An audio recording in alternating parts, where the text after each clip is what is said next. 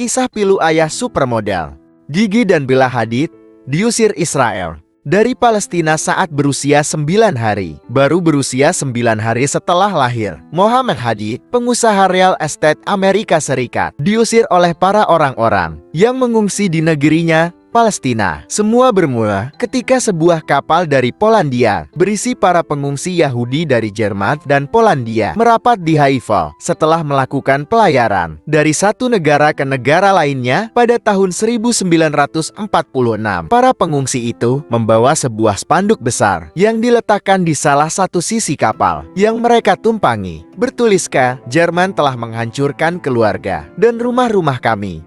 Jangan sampai Anda hancurkan harapan kami. Berharap bisa diterima dan diizinkan tinggal di Palestina." Rakyat Palestina masing-masing mengajak dua keluarga Yahudi untuk tinggal bersama di rumahnya. Ayahnya juga melakukan hal yang sama. Mereka berbagi tempat tinggal di satu rumah selama 2,5 tahun hingga pada awal tahun 1948 sang ibu mengandung dirinya. Ada sebuah tradisi di Palestina. Ketika seorang istri hamil, biasanya ia akan kembali ke rumah orang tuanya dan melahirkan di sana. Jadi, saat mengandung dirinya, ibunya pergi ke kota Nazaret untuk melahirkan di sana.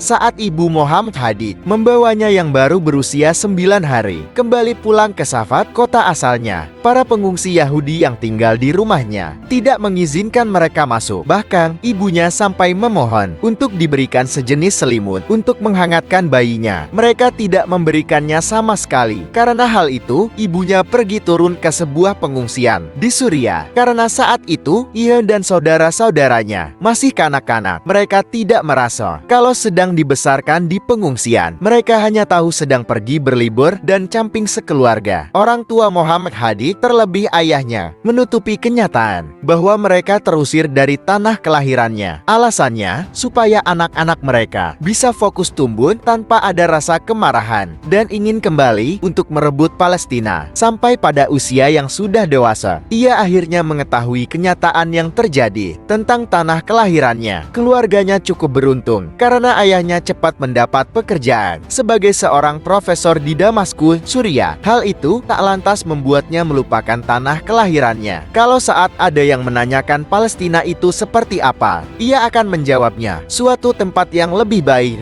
dari surga yang dapat dimiliki dan dibanggakan seseorang. Mohammed juga mengenalkan Palestina kepada anak-anaknya, ibarat sebuah pohon dengan bunga yang langka dan akan terus bermekaran. Ia tidak memaksakan anak-anaknya untuk mendeklarasikan diri sebagai bangsa Palestina karena mungkin tidak mudah bagi mereka menerima kenyataan pahit yang terjadi di negara asalnya. Namun, saat anak-anaknya dengan sendirinya memberitahu kepada dunia kalau mereka bangga memiliki darah Palestina dan membelanya, ia merasa sangat istimewa. Keberhasilan Mohammed Hadid sebagai seorang Muslim Palestina yang hidup di Amerika Serikat tentu mengalami perjalanan panjang yang tidak mudah. Karenanya, kehidupannya di sana tidak lantas membuatnya melupakan jati diri sebagai bangsa Palestina.